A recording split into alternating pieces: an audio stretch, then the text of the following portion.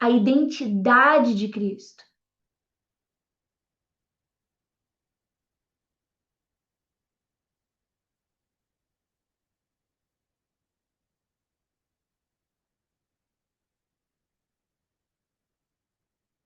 Sabe o que diferencia alguém que tem a maturidade de Cristo e manifesta sinais e maravilhas?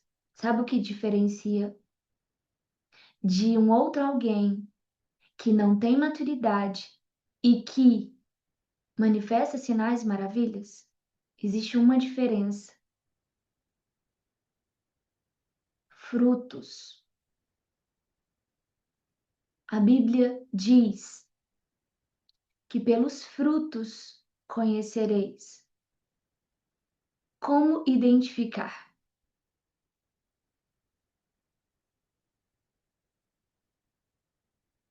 Os motivos, a motivação do coração, as razões interiores. Os filhos maduros são movidos a fazer boas obras por obediência e por amor, por conhecimento e por revelação. Os filhos imaturos que fazem as obras, sinais e maravilhas, estão fundamentados em interesses próprios, em desejos ainda não purificados, em necessidades carnais e terrenas e humanas. Existe um risco. Um está obedecendo e a obediência, deixa eu pegar a obediência é fruto da maturidade. A obediência é fruto de maturidade. Significa que nem todos os que estão fazendo sinais e maravilhas estão debaixo de obediência. E se não estão debaixo de obediência, eles estão incorrendo no risco de estar debaixo de idolatria, de feitiçaria e de rebelião. E de a qualquer momento levantar um monumento para sua própria glória. Porque só existe uma maneira segura e ordenada de fazer as obras de Jesus e não ser destruído pelo poder de Deus.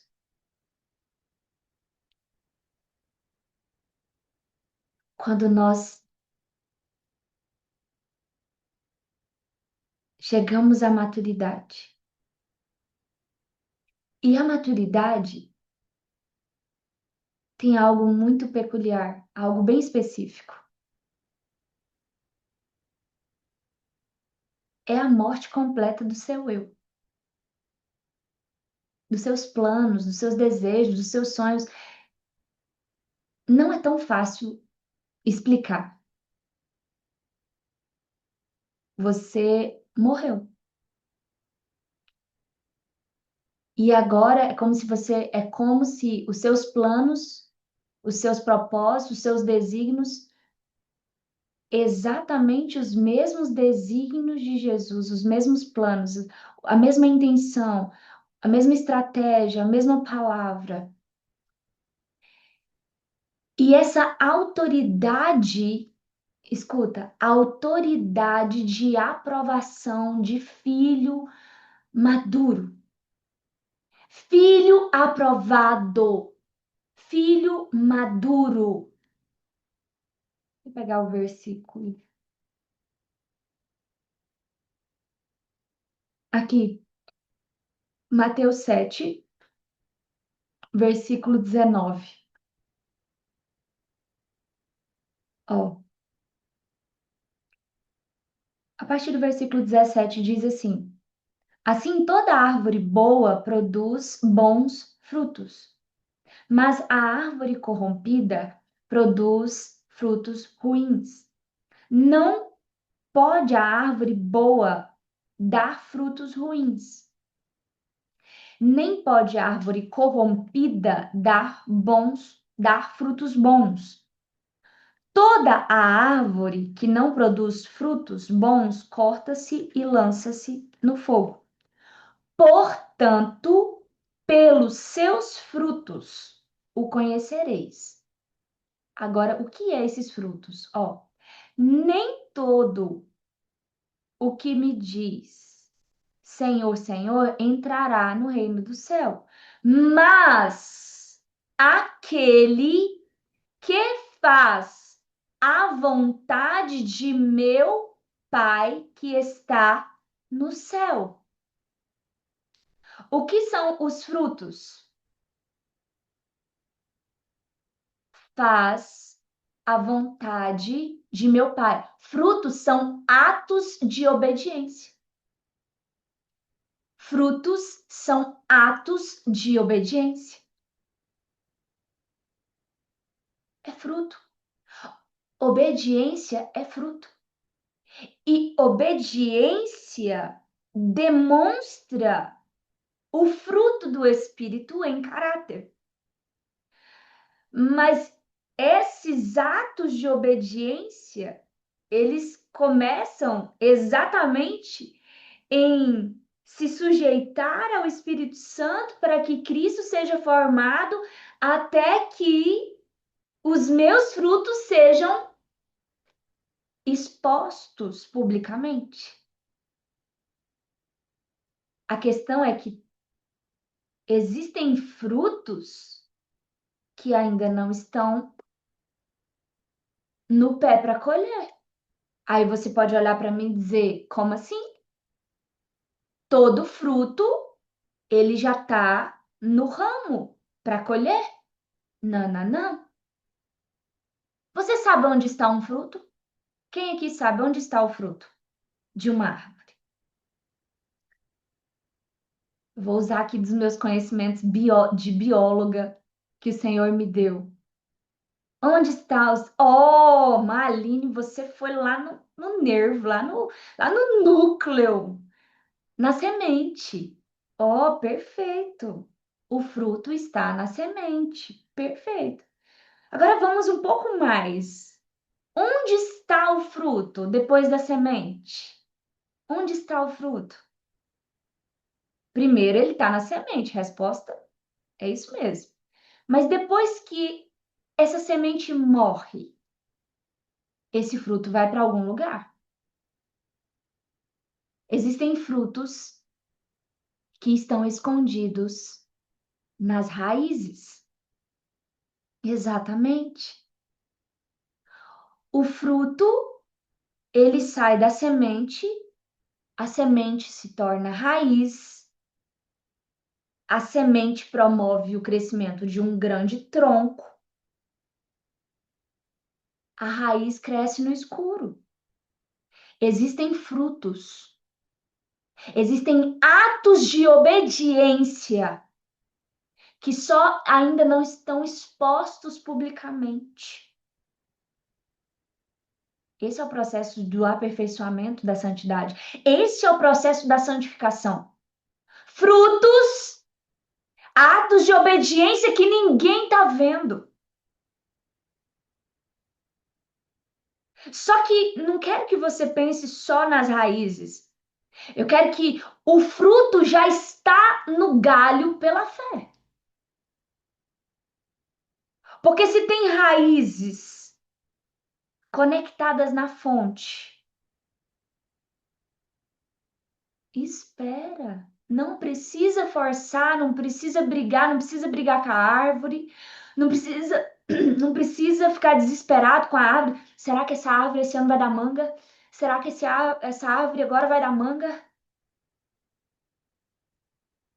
Existe um tempo certinho. Depois que ela chega a uma estatura, depois que as suas raízes chegam a uma estatura, os frutos já existiam antes mesmo de eles se materializarem no galho. A diferença é que não era público, não era notório a todos o fruto. Que fruto é esse? Nós que vivemos o processo de santificação, sabemos dos frutos. A questão é que tem pessoas amarrando fruto nos galhos.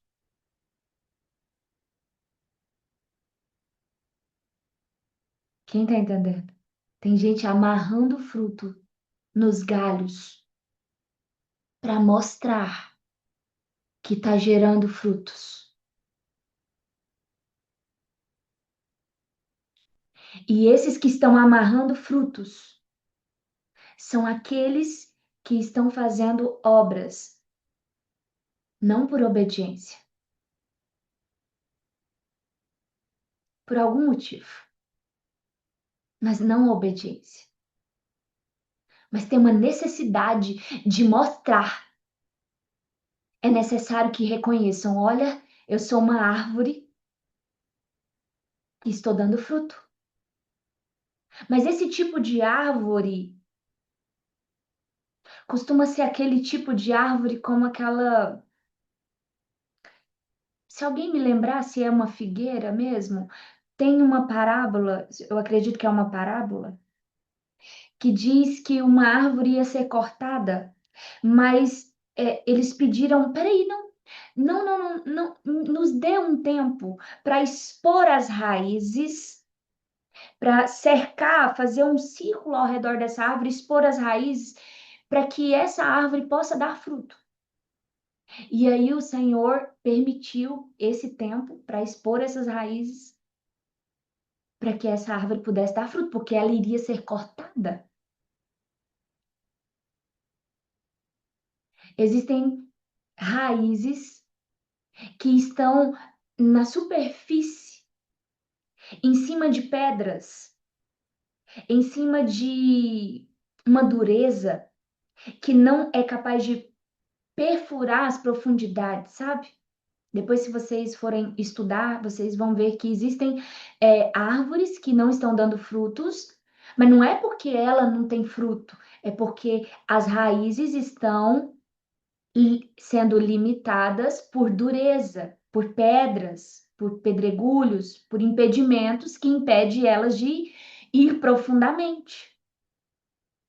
Então, se você abrir ao redor dessas árvores que estão com frutos de... Ah, a irmã Grazi, Mateus capítulo 13. É Mateus capítulo 13? Você tem já qual versículo? Ah, não encontrei. Se me encontrar aí, me fala.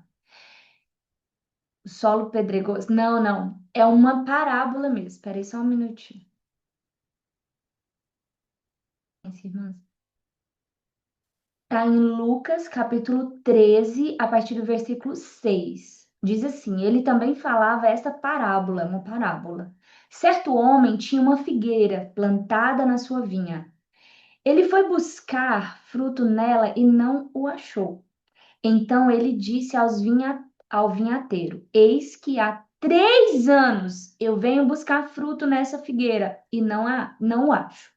Corta, porque ela ocupa inutilmente a terra. E respondendo, ele disse-lhe: Senhor, deixa também este ano, até que eu cave ao redor e a esterque. E se der fruto, bem, se não, então depois tu a cortarás.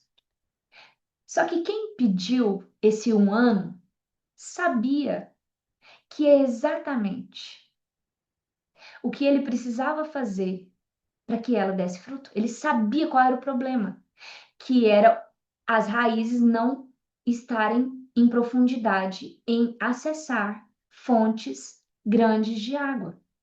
O terreno, solo nutritivo e fontes de águas. E a verdade é que isso aqui, dentro da biologia, dentro da área do cultivo de plantas e de árvores, é uma técnica que funciona, que retira pedras, pedregulhos e nutre com adubo, e essas raízes vão ser expostas e elas vão encontrar meios de se aprofundar. É como se eles fofam a terra ao redor das raízes. Ele deixa aquela terra, ele abre literalmente um buraco ao redor dela, todinha das raízes, expõe as raízes. A questão é que poucas pessoas querem que suas raízes sejam expostas, porque poucas pessoas querem assumir a imaturidade, poucas pessoas querem assumir a posição de que carecem de Cristo ser formado nelas, e elas não querem retirar os frutos que foram amarrados ali naquela árvore e expor verdadeiramente que não existe atos e obras vindas de obediência. O tipo de pessoa mais difícil é aquelas que já acham, como aconteceu com tantos os que já estavam ali nas sinagogas, que já acham que já chegaram em um lugar, que presumem que já chegaram em um lugar e que, na verdade, falta o fundamento, falta a identidade, falta a maturidade, falta a mentalidade.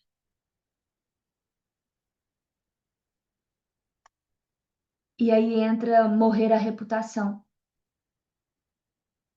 Uma árvore dessa, numa situação dessa, vai custar a reputação. E tem muitas pessoas que estão muito mais preocupadas com a sua reputação do que com os frutos e com os atos de obediência. Porque é exatamente essa reputação que está sendo alimentada por essas obras, por essas manifestações, que não vêm das raízes.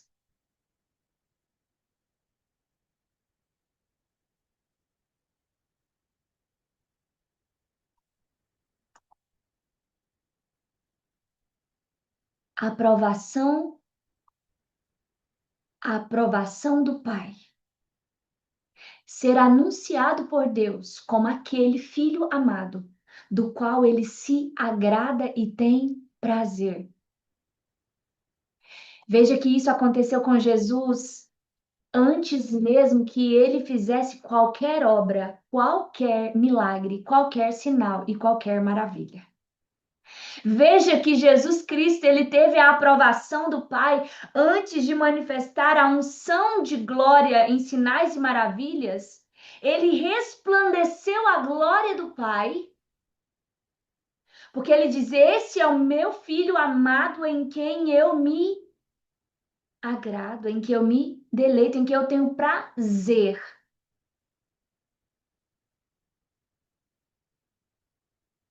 Jesus Cristo foi anunciado.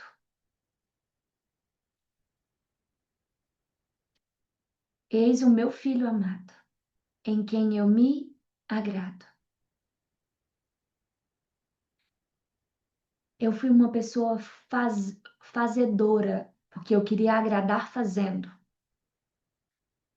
Nós vivemos em um país onde a cultura do reconhecimento vem pelo fazer e não pelo ser, não por quem você é. E isso fica ainda mais arraigado para quem é brasileiro, para quem é ocidental. E o ocidental, ele não tem a cultura arraigada, ensinada de que, na verdade, nós buscamos a aprovação dos nossos pais ou que fazemos algo para honrar os nossos pais. Nós não temos essa cultura de perpetuar tradições. Isso não é ensinado culturalmente nos nossos antepassados. Mas existe algo que nós buscamos: a aprovação dos nossos pais, a aprovação das autoridades, das pessoas que nós temos consideração que são autoridades sobre nós. Eu não sei vocês, mas eu buscava agradar o meu pai, que foi o meu avô.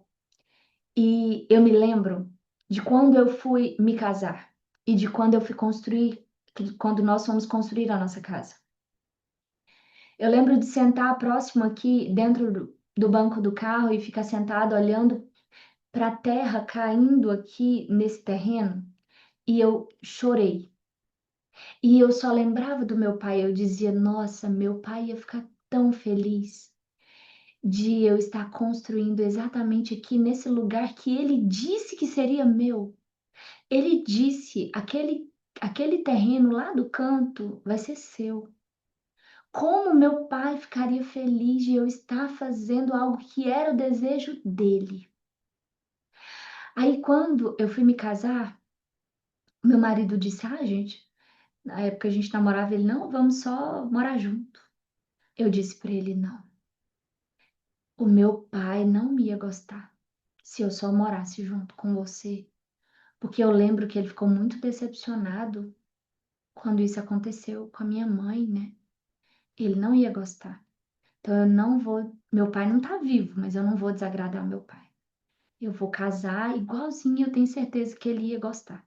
Ele ia gostar". Não são todas as pessoas que que param e ficam refletindo sobre isso.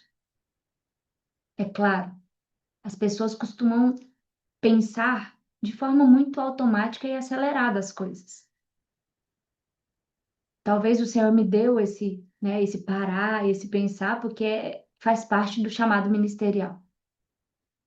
Mas a maioria das pessoas não param para pensar ou para analisar se o que elas estão fazendo com que motivação, com qual motivo, qual é a razão, o porquê que elas estão fazendo e vivendo da maneira que elas estão vivendo. Mas a verdade é que você está buscando agradar um Senhor.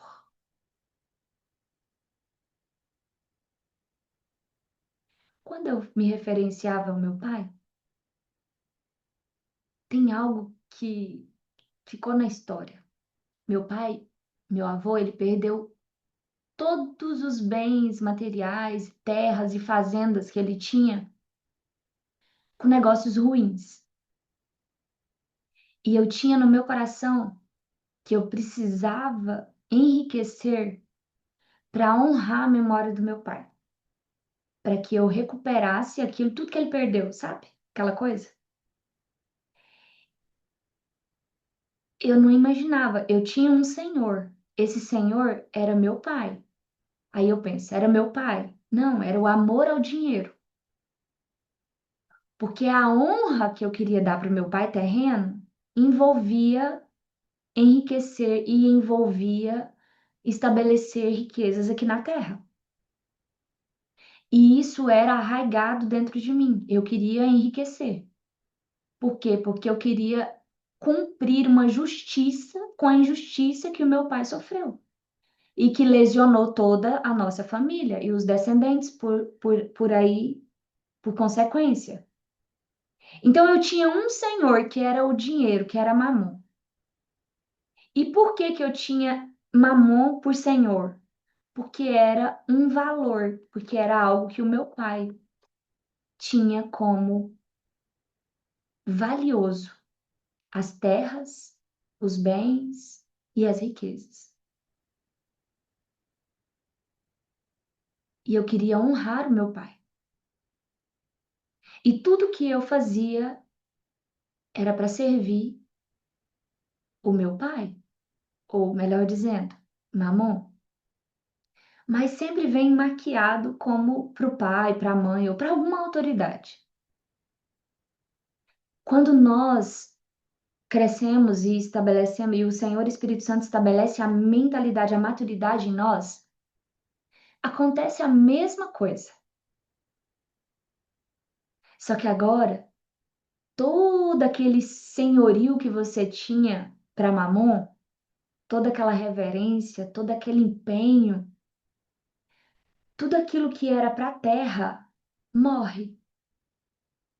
E tudo isso, essa obediência, essa obstinação em ser obediente, em honrar, em servir e em agradar e em obedecer, é algo agora que é a nível espiritual. Porque aqui entra algo. Eu deixo, eu deixo o meu pai terreno. Pode ser sua mãe, pode ser alguma autoridade, porque nem todos tiveram um avô. Eu tive meu avô. Pode ser pai, pode ser mãe, pode ser avó, pode ser avô, alguma autoridade. Nós sempre temos uma autoridade que representa um senhorio na nossa vida, na terra. Quando nós crescemos em maturidade, Jesus é o Senhor mesmo da nossa vida. O Senhor é aquele que você imita e obedece. Você quer imitar e obedecer e fazer igual. Quando nós chegamos em maturidade, a gente quer obedecer, honrar, servir integralmente, custe o que custar. O que custe o que custar, ele é real. Porque tudo o que você serve vai custar a sua vida. Tudo o que você serve vai custar a sua vida. Tudo, absolutamente tudo. Porque a sua vida é entregue como sacrifício para aquilo que você serve. Porque a sua vida é um objeto, é um instrumento de adoração. E você adora verdadeiramente quando a sua vida serve a um propósito, um motivo.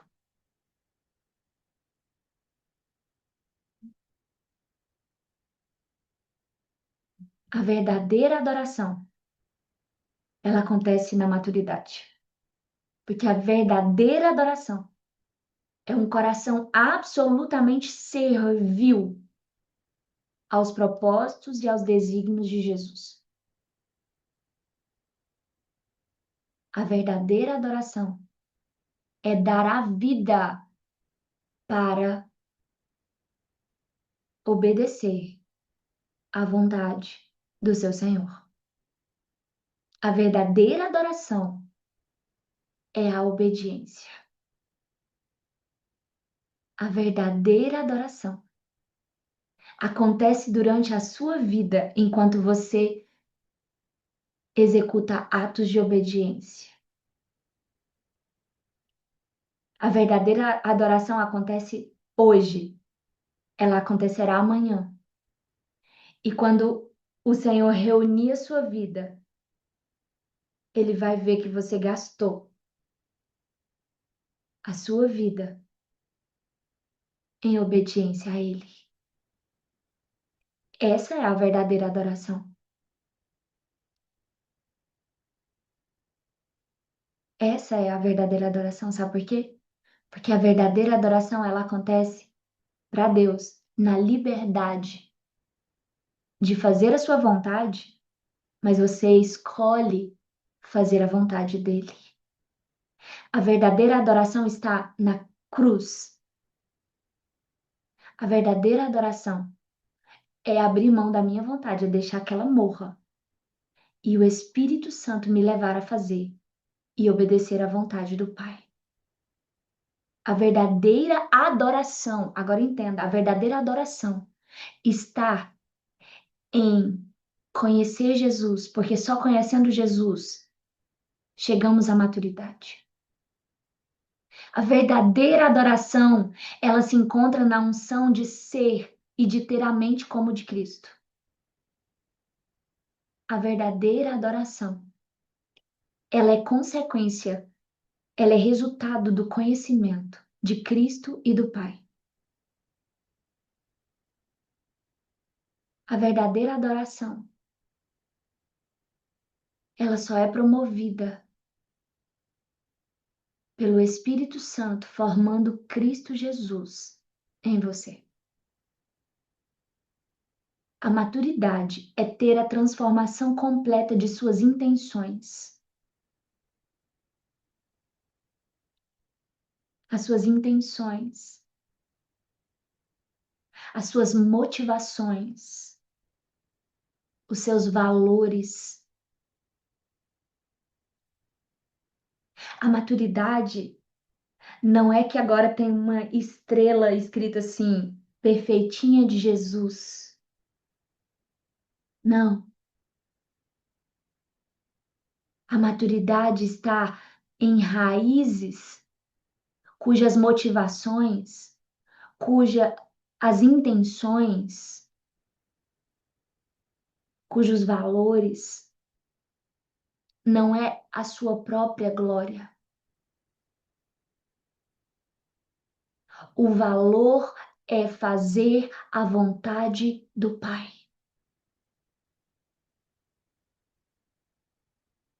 O valor de Jesus Cristo, ele sempre repetia: eu não vim para fazer a minha vontade, mas fazer a vontade do Pai que me enviou.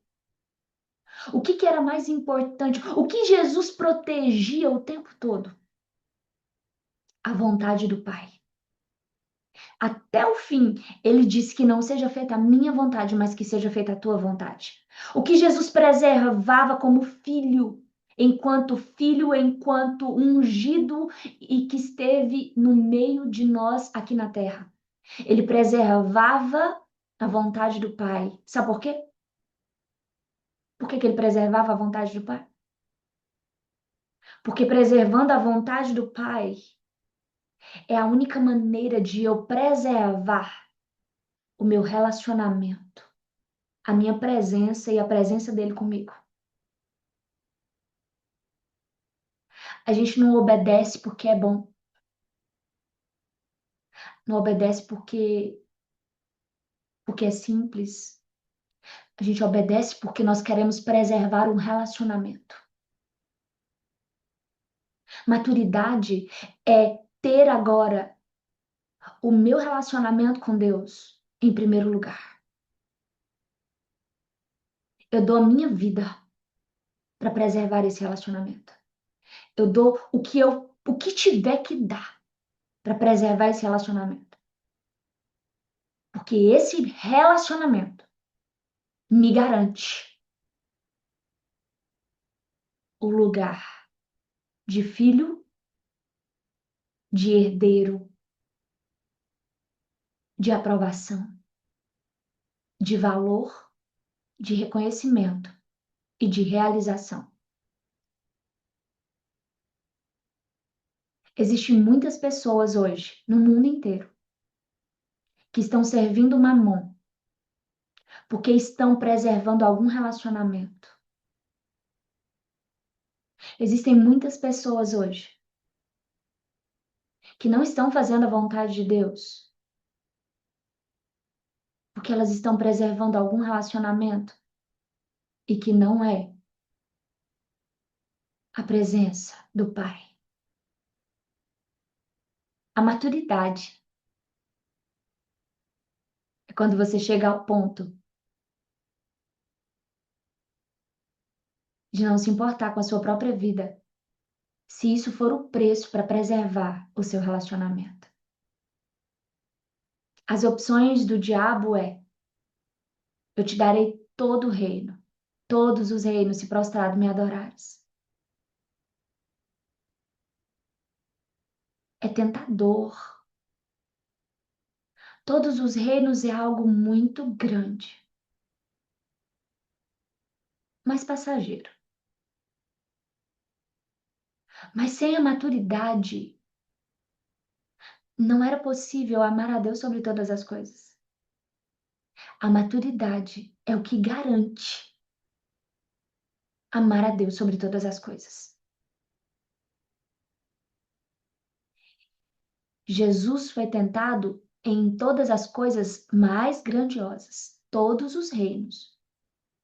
Tem gente que se prostra para adorar o diabo por causa de R$ 1.000,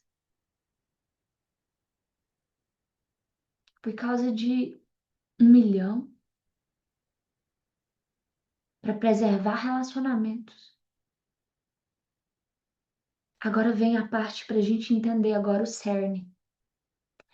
A maturidade é ter a transformação completa de suas intenções, motivações, de seus valores, a intenção e a motivação de buscar a glória de Deus. O valor é fazer a vontade do Pai. Agora, isso determina por quem você é guiado.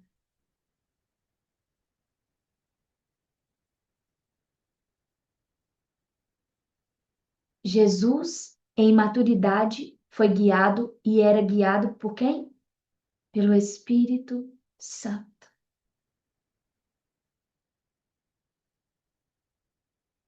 Existem pessoas, sim, que estão fazendo obras, manifestando sinais e maravilhas, guiados por sua própria vontade, por suas próprias intenções, por seus próprios planos, por suas próprias intenções, por suas próprias ambições. Mas existe algo. O Espírito Santo é aquele que, desde a fonte até as raízes, percorrendo todos os ductos do tronco de uma árvore, ele é aquele que guia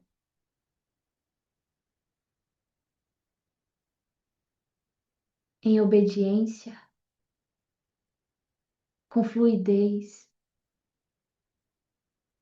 no amor, na obediência, e que leva todos os nutrientes até formar o fruto que vai ser exposto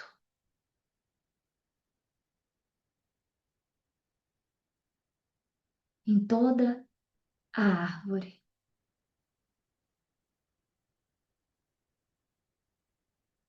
A Bíblia diz que aqueles que são guiados pelo Espírito Santo, estes são filhos. Romanos capítulo 8, versículo 14. Lá não está falando de filhos que acabaram de nascer. Lá está falando de filhos maduros, assim como Cristo, que são guiados pelo Espírito Santo e que estão apoiados em obediência, preservando o relacionamento com o Pai, com a sua própria vida, se for necessário. Mas com um propósito: para amar os irmãos, para servir a igreja com seus frutos.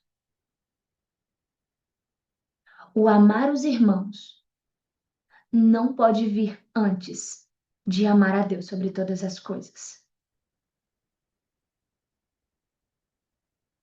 Quando eu digo, não, eu estou fazendo, tem muitos fazendo porque amam os irmãos, mas não estão nem aí se alguma coisa no caminho der errado, que possa ferir e não preservar o relacionamento com o Pai. De tudo que eu já experimentei durante esses 7 anos, desde o dia em que o Senhor me resgatou das trevas para a maravilhosa luz. Se tem algo que é mel para minha boca e música para os meus ouvidos. É entender que a maturidade é a única glória que busca a glória de Jesus e que protege o meu relacionamento com o Pai. Para mim,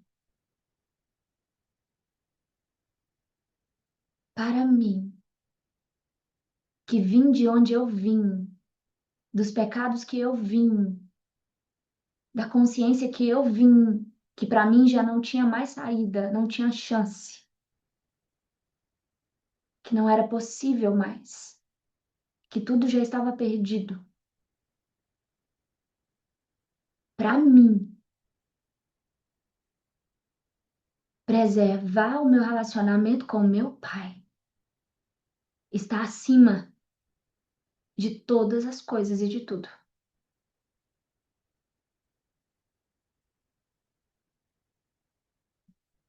Eu sei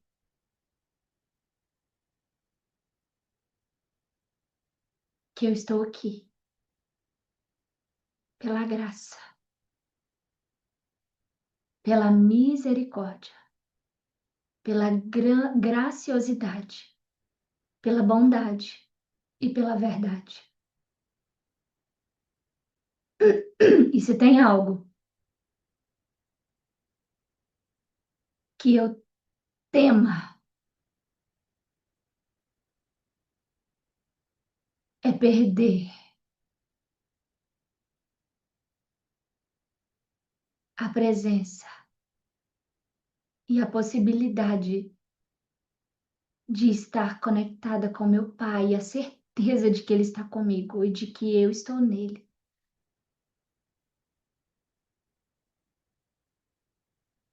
Para um filho maduro, preservar o relacionamento com o Pai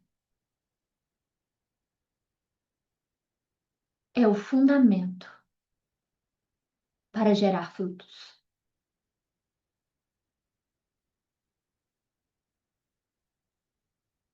Os frutos não são esforços.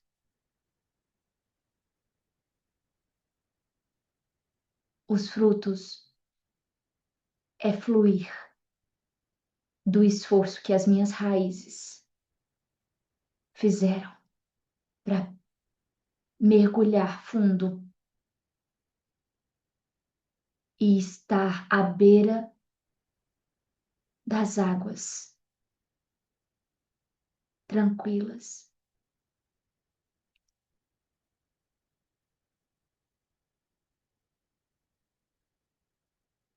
Fruto não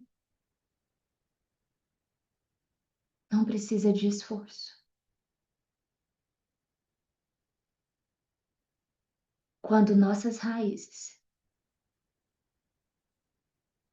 estão fundadas à beira das águas da fonte, meu Deus, isso é maturidade. Eu só quero preservar o meu relacionamento com o meu Pai. E enquanto eu persigo e persisto em manter o meu relacionamento com o meu Pai, durante o caminho, durante o tempo, inevitavelmente vêm as obras.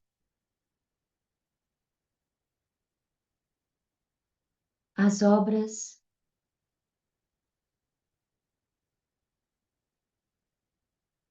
é aqueles que veem os frutos e vêm se alimentar deles. As obras não é eu dar fruto. As obras é a fome daqueles que veem os frutos e se alimentam dele. Enquanto eu estou buscando preservar o meu relacionamento com o Pai. A minha intenção não é fazer obras. A minha intenção é amar o meu Pai sobre todas as coisas. Mas é inevitável não amar os meus irmãos e dar cada vez mais fruto para que eles se sirvam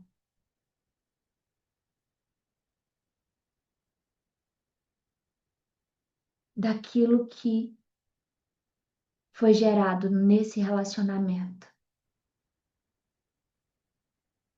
E quanto mais frutos são extraídos dessa árvore, no próximo ano, essa árvore vai dar mais frutos. Quanto mais pessoas famintas vierem se alimentar dessa árvore, no próximo ano ela vai gerar mais frutos. Dará frutos na estação certa. Eles virão se alimentar do seu fruto.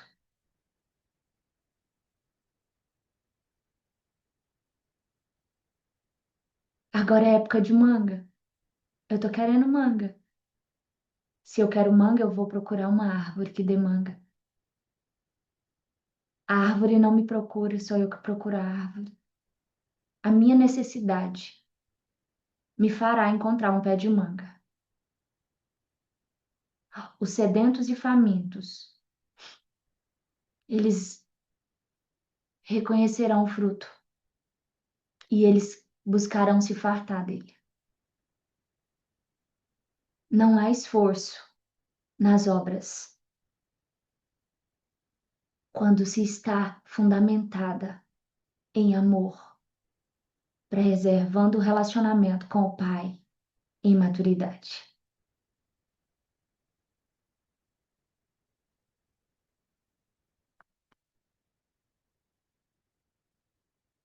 Sabe qual é a consequência das obras? O porquê das obras? Ter andado com Jesus. Andar com Jesus o tempo suficiente. Quando eles olharam para Pedro, eles disseram: esse homem não sabe nem ler. Esse homem é um iletrado, esse homem não é culto, não sabe nem ler assim, não é isso. Ele não tinha a formação acadêmica da época. Ele é um iletrado, mas eles viam que Pedro havia andado com Jesus.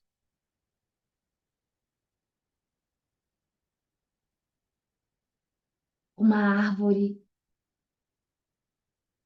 que preserva o relacionamento com a fonte. É notório, ela é diferente. Ela carrega fruto, atos de obediência e ela alimenta multidões. E tem mais, ela gera mais árvores a partir dela, com as suas múltiplas sementes.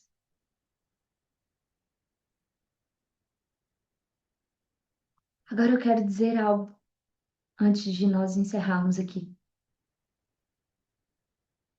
Durante esses 15 dias, eu recebi uma graça. E eu quero finalizar e compartilhar essa revelação com vocês.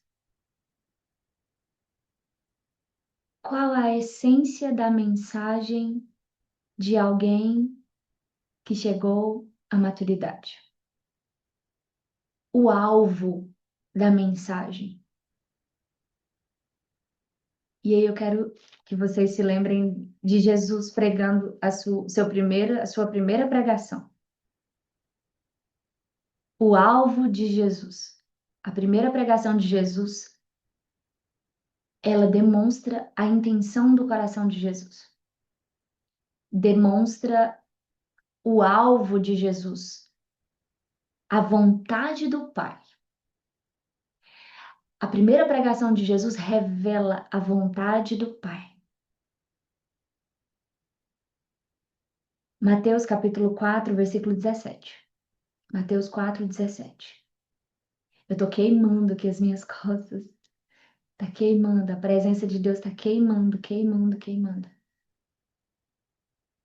A palavra diz assim: a partir desse tempo, Jesus começou a pregar e a dizer: arrependei-vos, pois é chegado o reino do céu.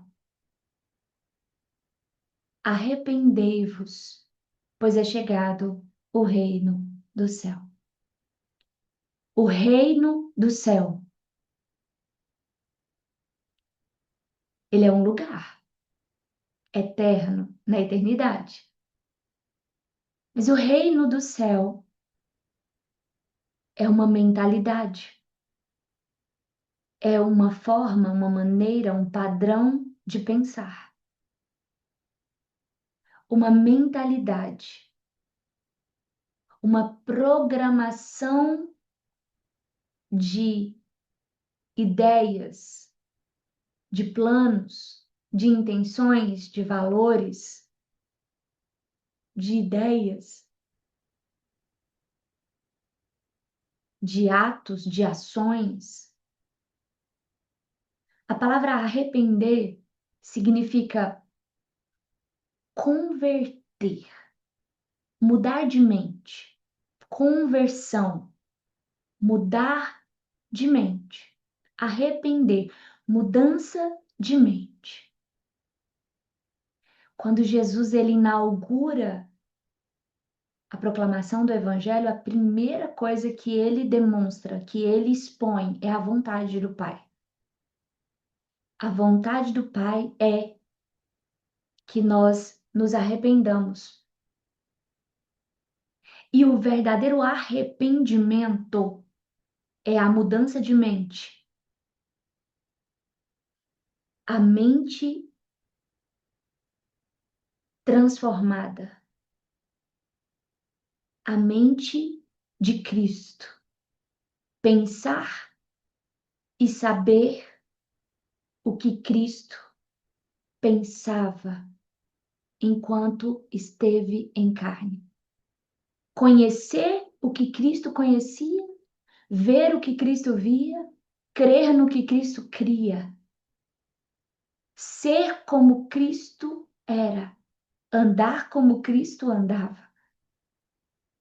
Arrepender é uma transformação de mente, uma mudança completa, uma transformação, um novo modo de pensar. Pensar conforme o reino. O reino, ele começa e ele se manifesta a partir de uma mentalidade. E Jesus, ele traz a vontade do Pai na sua primeira pregação. Muitos usam a palavra arrepender, arrepender dos seus pecados.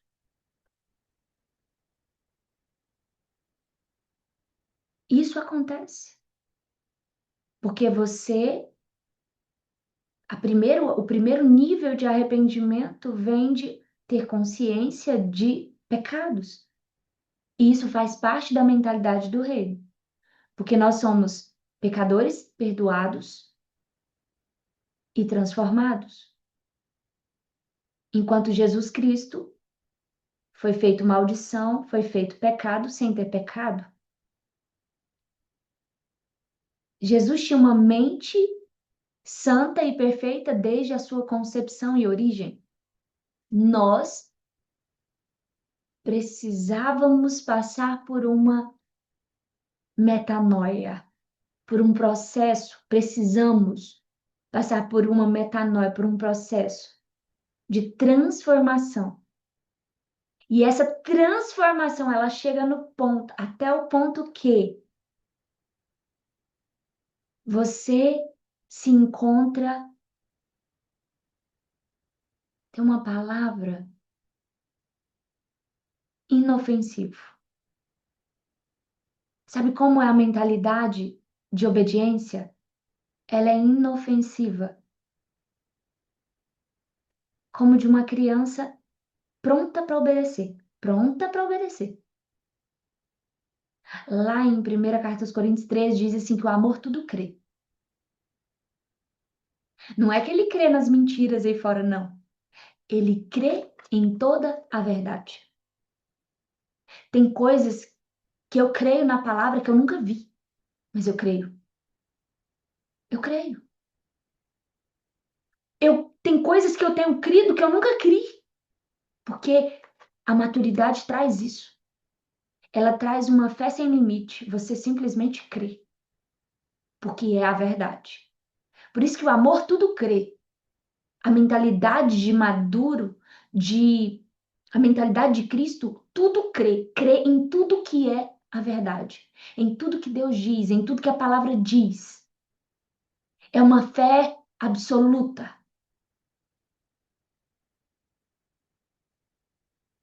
Crê, inclusive, que se morrer, não morre, é transformado. Tem um nível de fé maior do que esse? Às vezes tem gente que fala assim: eu queria ter fé para ressuscitar um morto. Mas ter fé para morrer e saber que eu não vou morrer, que eu vou ser transformado, isso é fé. É a fé da imortalidade, a fé da eternidade. Mas quando nós chegamos no nível de maturidade, nós conseguimos nos entregar e dizer: fica tranquilo, eu sei para onde eu vou. Tem pessoas que não podem ser martirizadas, porque se elas forem martirizadas, elas vão negar.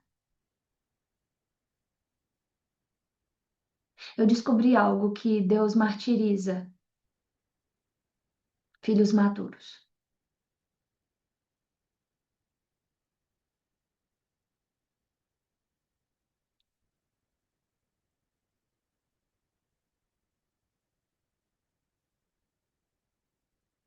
E eu descobri que Deus ama a maturidade. Porque ele diz: este é o meu filho amado, em quem me comprazo. Sabe por quê?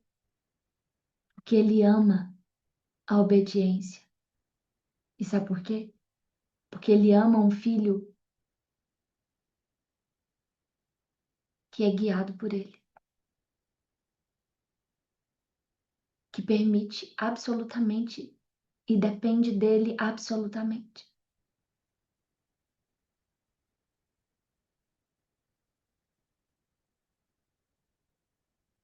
Vai ser sempre uma guerra de medos, mas o medo nunca vai prevalecer. Vem o medo, mas o amor, ele vem logo em seguida.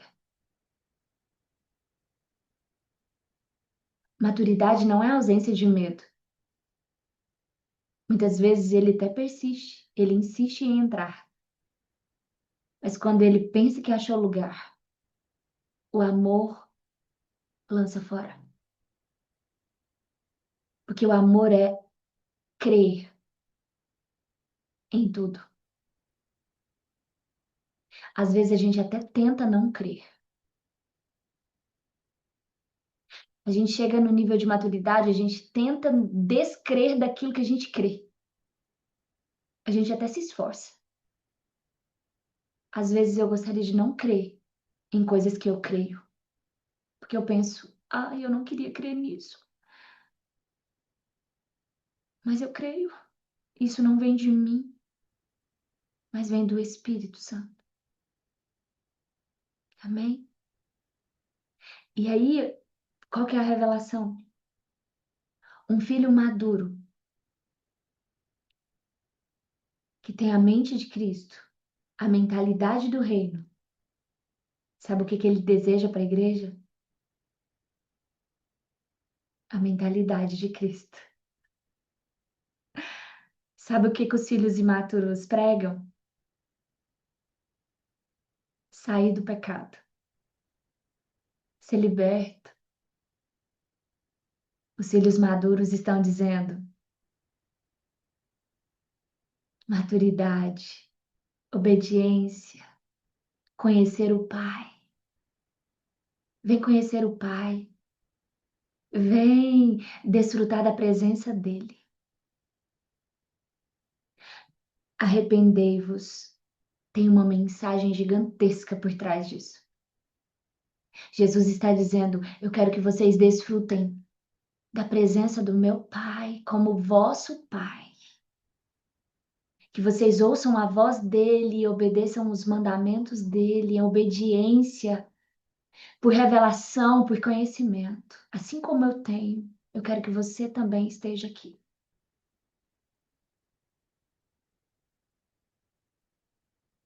Maturidade leva a igreja à maturidade. Um filho maduro, quando ele proclama o reino, ele leva a igreja para a maturidade. É o que nós enxergamos e vemos claramente. A igreja primitiva. A igreja vai e já está sendo fundamentada para viver um grande tempo da manifestação da glória de Jesus, na maturidade, na solidez, no caráter, no relacionamento com o Pai, em ser guiada pelo Espírito Santo e viver a ordem correta de todas as coisas. E fazendo as boas obras de Jesus, com graça, com misericórdia, com bondade, com paz, com alegria,